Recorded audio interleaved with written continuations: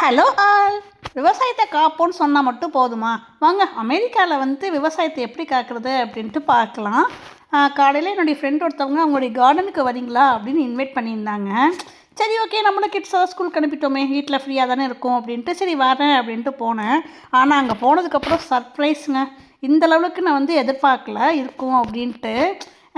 அதாவது இங்கே அமெரிக்காவில் நம்ம ஒரு லேண்ட்ஸ்கேப் நம்ம ரெண்டுக்கு எடுத்துக்கலாம். இயர்லி $50.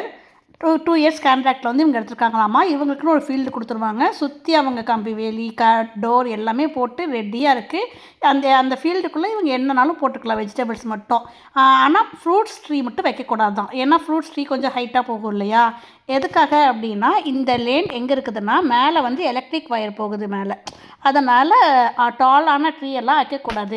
பாருங்கள், இந்த மாதிரி எலக்ட்ரிக் வயர் போகிற பிளேஸை கூட அமெரிக்காவில் எப்படி யூட்டிலைஸ் பண்ணி ஒரு பிஸ்னஸ் பண்ணுறாங்கன்ட்டு பாருங்கள். சரி, ஓகே, அப்பார்ட் ஃப்ரம் திஸ் என்னுடைய ஃப்ரெண்ட் ரொம்ப அருமையாக இந்த கார்டனை ரெடி பண்ணி வச்சுருந்தாங்க. பார்க்கவே அவ்வளோ நல்லா இருந்தது. சௌச்சவ் அவ்வளோ இருந்ததுங்க. ஒரே ஒரு பிளான்ட்டு தான் நான் சௌச்சவ். ஆனால் அவங்க சுற்றி அவங்க கம்பெனி போட்டிருப்பாங்க இல்லையா, அதை சுற்றி அது படர்ந்து இருந்துச்சு. ஒரு 3 பேஸ்கெட் நிறைய நாங்கள் சௌச்சவ் எடுத்துகிட்டு வந்தோம். அவங்க என்ன சொன்னாங்க அப்படின்னா, நான் இதை செல்லாம் பண்ண மாட்டேன், எனக்கு தெரிஞ்சவங்களுக்கு ஃப்ரெண்ட் சர்க்கிளுக்கு ஃப்ரீயாக கொடுப்பேன் அப்படின்னாங்க. ஸோ ஸ்வீட்டில் நாங்கள் 3 பேஸ்கெட் கிட்ட தூக்கிட்டு வந்தோம். காருக்கு அங்கே லேண்ட்லேருந்து காருக்கு தூக்கிட்டு வந்தோம். அப்புறம் அவங்க பாகக்காய் இருந்தது, ஃப்ளவர்ஸ்லாம் வச்சுருந்தாங்க. அப்புறம் பச்சை மிளகாய் இருந்தது. மின்ட்டை பற்றி சொல்லியே ஆகணும். இவ்வளோ ஃப்ரெஷ்ஷான மின்ட்டு இங்கே அமெரிக்காவில் கிடைக்குது அப்படின்னா யார் விடுவாங்க சொல்லுங்கள்? அவங்க கார்டனை பார்க்க நமக்கே ஒரு ஆசை வந்தது.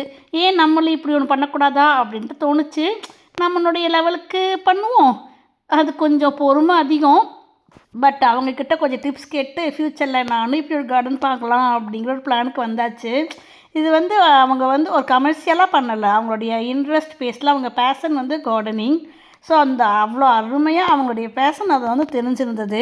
நான் அங்கேருந்து ஒவ்வொன்றா பார்த்துட்டு யூட்டிலைஸ் பண்ணிட்டு அவங்களுக்கு கொஞ்சம் ஹெல்ப் பண்ணிட்டு பச்சை மிளகாய் பார்த்துருந்தேன். அங்கே ஏதோ இந்த சில்லி நம்ம நார்மல் சில்லி, பக்கத்தில் ஒரு ரெட் கலர் சில்லி இருந்துச்சு, தாய் சில்லியாமா, ஓவர் ஸ்பைசி அப்படின்னாங்க. ஓகே அப்படி நீங்களே வச்சுக்கோங்க அப்படின்ட்டு ஃப்ளவர் ஒன்று எடுத்துகிட்டு வந்தேன், சாமிக்கு வைக்கலாம் அப்படின்ட்டு. டிஃப்ரெண்ட் வெரைட்டி ஆஃப் ஃப்ளவர்ஸ்லாம் இருந்ததுங்க உள்ள. செம்ம அழகாக மெயின்டைன் பண்ணி வச்சுருந்தாங்க.